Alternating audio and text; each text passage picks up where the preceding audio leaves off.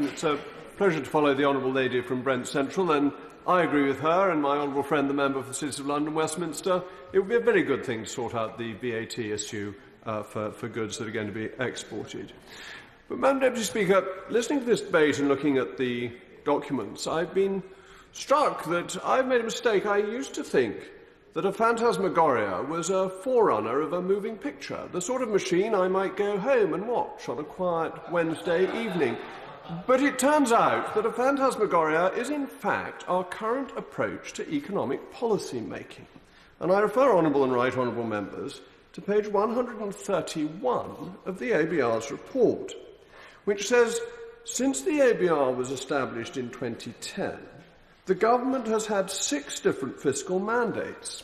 So what actually happens is that the ABR comes up with forecasts that are wrong to meet a government mandate that will change. And it means the value of the exercise on which we are basing our economic policy isn't actually right. It doesn't serve the purpose of what we're trying to do, which is to achieve economic growth, to increase the standard of living of our constituents generation by generation. And instead we're taking a very theoretical approach which doesn't work in practice. And that's why we haven't been achieving growth, because we haven't been willing to make the decisions that are necessary to do it. So what do we have today? Well, today we have some things that are very welcome, but they're slightly picked out of a jar of sweeties, and we've taken to pick out the one on pension reform. This is a great sweetie, as it happens. It's a Toblerone with a Swiss marker on it of sweeties, I suppose, because it could really encourage investment. It could make people think that pension investing is a long-term opportunity, which it hasn't been in recent years, as long as this reform remains and we don't next year find that there's a new limit brought back or the £60,000 investment limit annually is tweaked a little bit. Because what we've had in pension investing is such confusion that you wonder why anyone has bothered in recent years. And it was only brought into the sharp light of day by the fact that people were retiring from the public sector because the pension system had become so lunatically punitive in the high marginal rates it charged. So, look, that's a very welcome aspect as long as it's stuck to. Deregulation of childcare, again, is a good thing to be doing. I've pointed out to others that if somebody like me is allowed to be left in charge of 6 children, and that is perfectly legal, even without any government intervention or Ofsted inquiry or anything like that, it seemed a little surprising that people much more capable and better trained than me could only look after 4. So I'm glad that the number is being increased, and I'm delighted that fuel duty is being frozen. As the Mayor of London wishes to savage the motorist and wishes to put them into penury, I am reassured that the Conservatives continue to be on the side of the motorist. So those are some of the sweeties that we've been able to pick out. But it's not all sweeties, is it? Because there is the continuation of a number of things that weren't actually mentioned in the budget that are going to happen. So everybody is having a real terms increase in their tax because of the failure to uprate thresholds.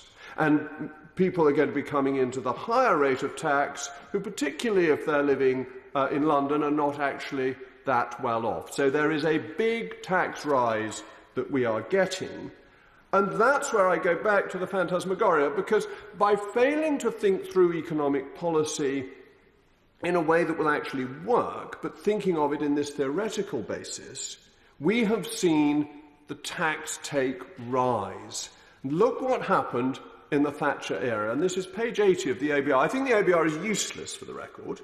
I think it is a body that gives bad forecasts that are consistently wrong, but some of the data that are in the document, the historic data, are perfectly respectable. But this is important. Between 1981 and 1995, what you might call the Thatcher era, tax as a percentage of GDP fell from 33.9% to 27.4%. Once the socialists got in, it started rising.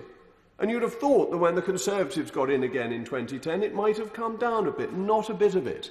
It's gone on rising. And that seems to me to be the problem that we're facing. So we have a rise now in corporation tax, but we then sort of salami slice it a bit with some capital allowances to pretend it's not much of a rise. This is not a good approach to tax policy. The best approach to tax policy is low tax rates with few exclusions. We hear powerful arguments from the other side against tax avoidance. But this is setting up a tax avoidance scheme that companies are being asked to carry out because the government thinks it may be a way businesses will spend money that's approved of by the government.